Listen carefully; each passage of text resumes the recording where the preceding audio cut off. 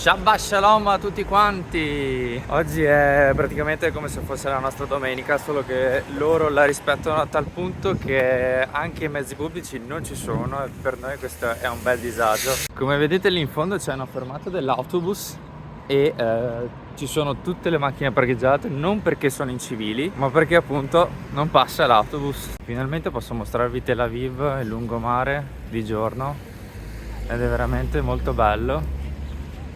Assomiglia tantissimo a San Diego, è proprio super occidentale questo posto.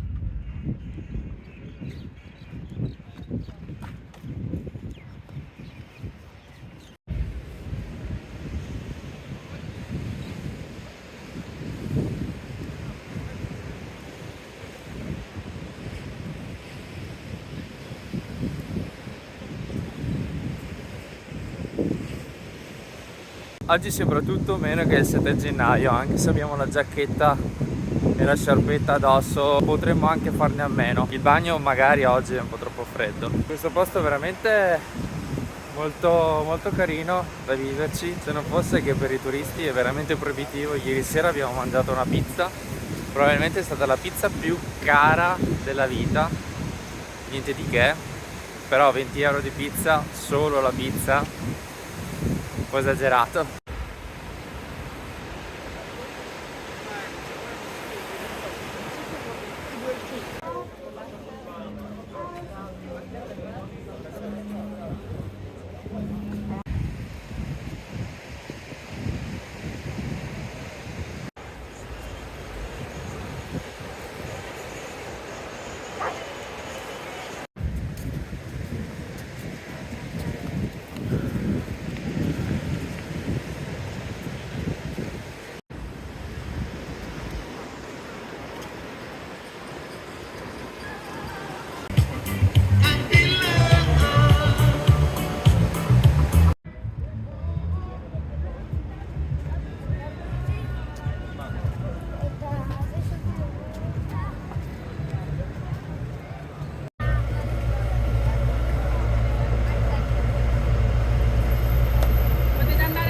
Sì, non fatevi ingannare dall'effetto delle palle di neve, perché qui di neve mi sa che non la vedono poi così spesso. Intanto ci siamo già belli che spogliati perché fa abbastanza caldo adesso. Comunque siamo arrivati a Jaffa, questa è la parte vecchia della città.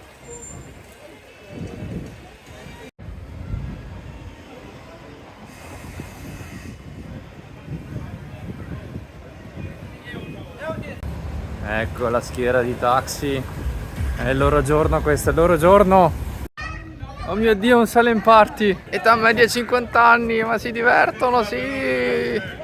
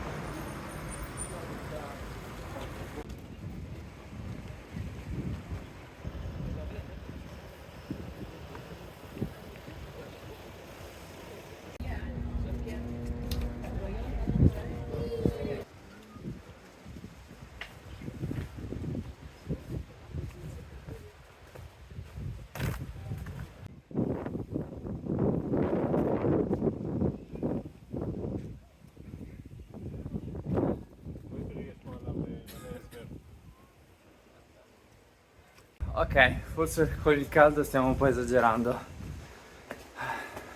Inizia già a sudare.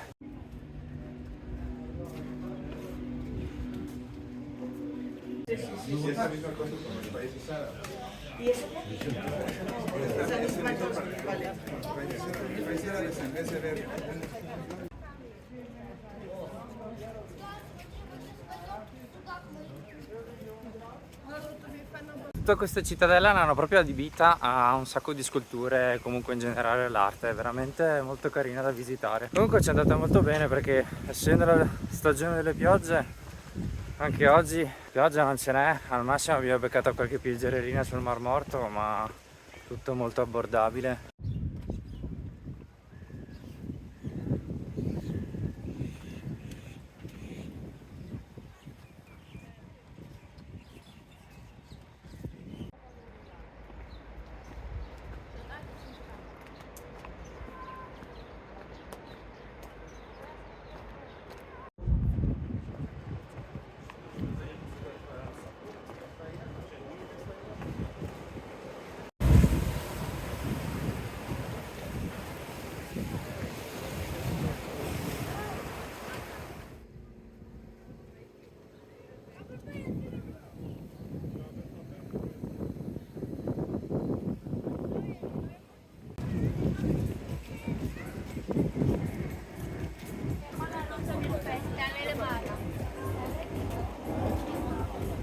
Questa è una vecchia stazione dei treni riqualificata in posto dove spendere parte della giornata.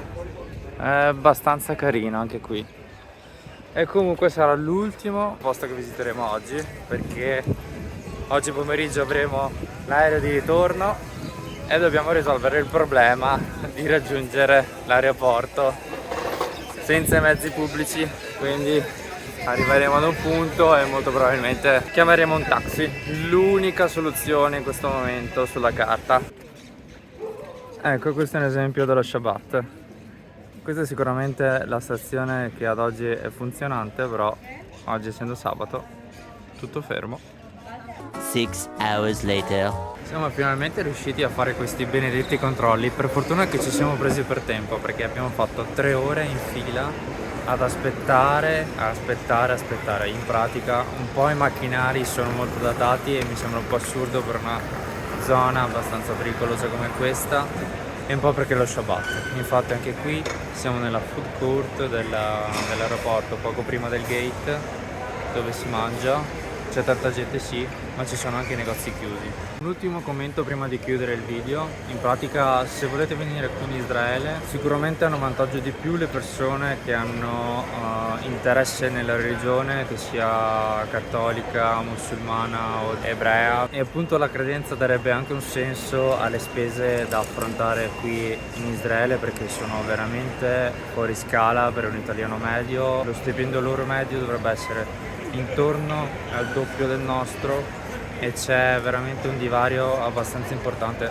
Già solo un kebab che ti costa 9 euro o una pizza banalmente 20 euro, adesso dal Mac un panino 10 euro, solo il panino, è veramente identificativo, rappresenta la situazione qui in Israele. Alla fine comunque sono molto cordiali, addirittura si sono anche offerti di aiutarci in situazioni in cui loro non dovevano niente a noi e comunque hanno preso loro l'iniziativa, e questo sicuramente è un qualcosa di positivo da parte loro. Invece tra le note dolenti la più pesante è appunto questo Shabbat, che veramente per un turista taglia le gambe, complica molto di più fare qualsiasi cosa, e appunto inizia da venerdì pomeriggio fino a sabato alle 7, addirittura magari qualcuno apre direttamente domenica. Quindi concludo, un saluto a tutti quanti e si ritorna in patria. Ciao a tutti!